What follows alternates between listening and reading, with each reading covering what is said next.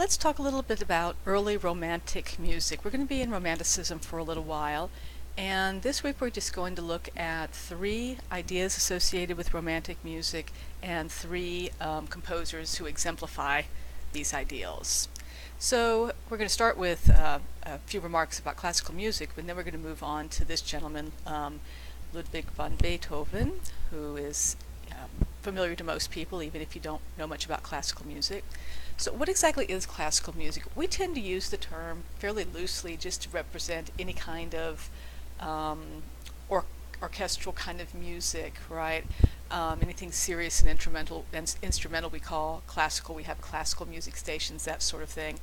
But it also is a term that specifies a specific movement of music, roughly 1750 to 1830, somewhere in there.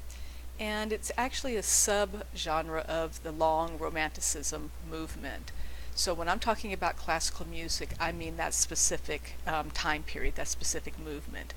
And we see the word classical as sort of harkening back, just like neoclassical painting does, to the ancient Greek and Romans. So things are a lot more regularly organized with symmetrical rhythms, the melody is very structured, everything's very unified. So very structured as they felt the Greek art and architecture was. So your example for this is Beethoven's Ode to Joy, which comes at the end of his Ninth Symphony. And common at the time was to set music to poems. So there is more of a link between poetry, music, and art in this time period than there may be now, for example. The poem sort of had the theme of universal brotherhood, and the example that you have of Ode to Joy is a clip from the movie about Beethoven called Immortal Beloved, and they play the music in this scene. So what you have is the instrumental section being joined by a vocal soloist and a chorus, and it's quite a rousing sort of piece of music. And it's been a really popular piece for political purposes. So, connected to political events such as the fall of the Berlin Wall, when the Chinese students protested in Tiananmen Square, this was sort of their anthem. And it has been the anthem of Zimbabwe, of all things, right? So I've provided the lyrics with you as well, so you can listen to that. This next fellow we're going to look at is Franz Schubert. And he popularized a type of music called the Lied. Lied is a German word for song, but that's what the actual type of music is called, a Lied. And it's generally a solo, accompanied mostly by a piano. And Schubert composed over 600 Lieder, right? A whole bunch of them. And sometimes these short Lieder would be compiled into one longer work, kind of a song cycle. So you'd hear motifs repeating throughout that song cycle, even though they could each stand alone as well. And Lieder were also, not always based on poetry. Sometimes they were based on writings that were meant to accompany the music, but often they were based on popular poems of the day. And these sort of became very popular pieces of music to play when the piano became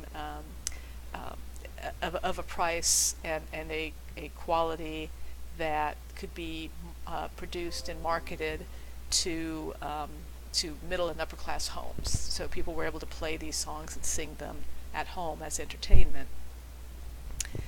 There are three different kinds of these Lied structures, song structures. There's one called strophic, through composed, and then an intermediate form called modified strophic, and we'll look at each of these. So the strophic is when the same melody is repeated in every stanza. Those stanzas are also known as strophes, so that's why it's called strophic.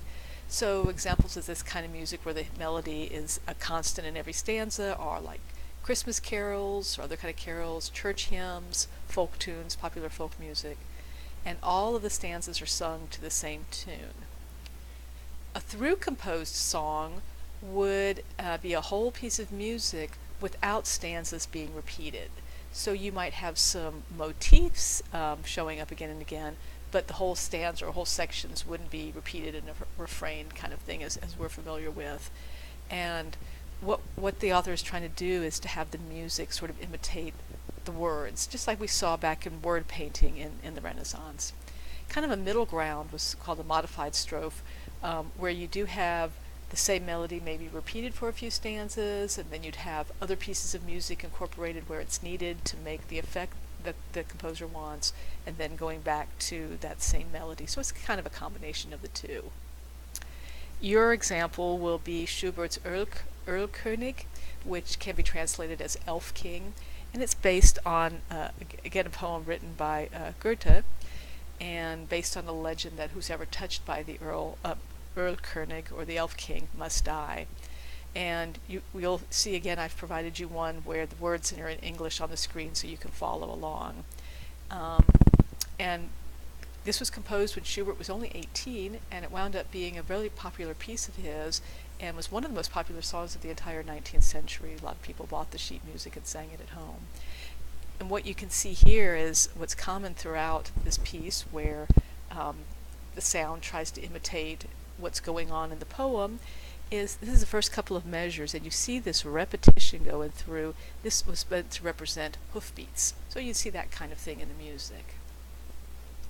And our last composer here is Hector Berlioz, and Berlioz, along with others, wrote in a genre called program music.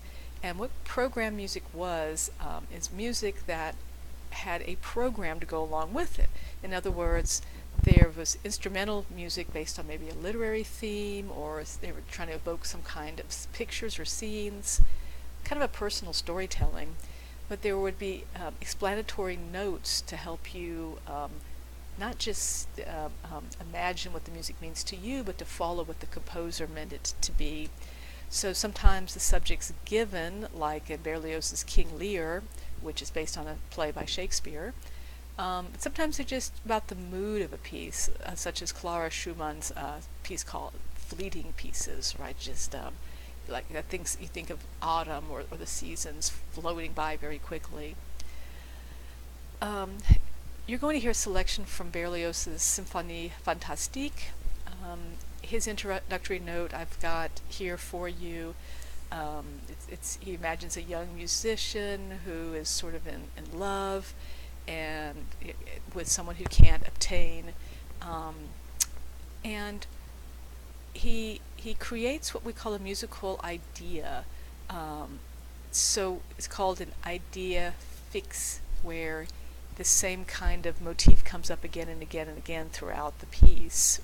And we're just looking at the fifth movement, and it's going to have the complete program notes for the entire symphony.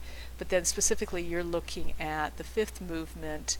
Do I have there on here what it's called? Yeah, the fifth movement is called "Dream of a Witch's Sabbath," where he sees his beloved as a sort of witch's Sabbath, and we hear sorcerers and strange sounds and laughter, and we're just hearing it in music, right?